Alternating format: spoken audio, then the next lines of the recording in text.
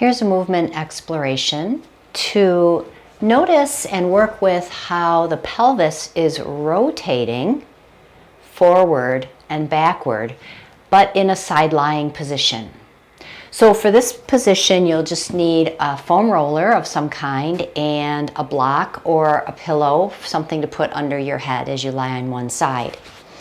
So I'm going to start lying on my right-hand side.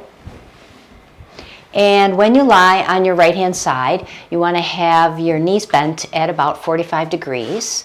Your shoulders and hips are stacked on top of one another. I'm just going to move my microphone so that nothing gets garbled. Okay, so once you're on your sideline position, making sure that your head is pretty well even with the line of your spine, then you'll take your foam roller down in front of your legs, and without pulling the pelvis too far forward, we're just going to set the top knee onto the roll and straighten the bottom leg a little bit more. So my bottom leg is not completely straight. I have a little bend there. And you're resting the knee and perhaps the shin, the inner shin, the lower leg onto your foam roller, depending on the length here. Other arm can be out in front of you is fine. Now, I'm just going to take my top hand here. I'll call this top pelvis top hand. And just slowly start to glide my top knee a little forward using the roller, just a little bit. You may not even be able to see anything in the camera. And then gliding the pelvis backward. So my pelvis and my knee are coming forward this way, right? Now, when we're rolling the knee and pelvis, this half of the pelvis forward, we want to notice if we can keep the leg really relaxed, that we're not overextending in our back muscles.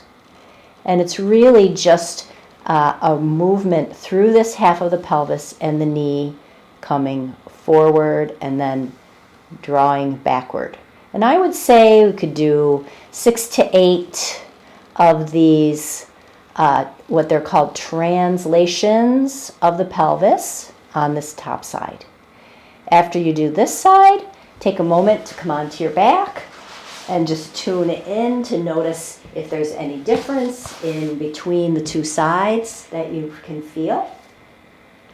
And then we'll turn on to the left-hand side. So I'm going to have my back to you so you can see what this looks like from the back. Okay, so I'll be lying on my left-hand side with my back to the camera. And same thing here, lying down with your hips and shoulders stacked. You're in one straight line in the body here. Now I'm going to take my bottom leg and just straighten it out a little bit, take the roll and place it in front of my legs and put my top leg, knee and shin on the roller here. So then I can take my top hand to the half of the pelvis here. And again, I'm just going to glide my pelvis a little forward and backward. What we don't want to have happen is the whole body rolls forward and backward. We're distinguishing between the ribs and the torso staying quiet and relaxed and the movement coming through the upper half of this pelvis here. So again, we don't have a lot of range of motion here, but we're just noticing if one side is a little stickier or if we're compensating on one side or another. And then after you do about 8 repetitions there, come onto your back once again and just tune into what you're noticing. And then I would repeat the same exercise again on both sides. That way we can ensure that you've done enough repetition, your body starts to adapt and understand how we want to have this movement. If you find that one side of your pelvis is sticky and doesn't move as easily as the other, try not to push through to make the sides even. Just meet that side where it's at. Keep the movement small so that your nervous system can start to adapt to this new pattern. Okay? Let me know if you have any questions.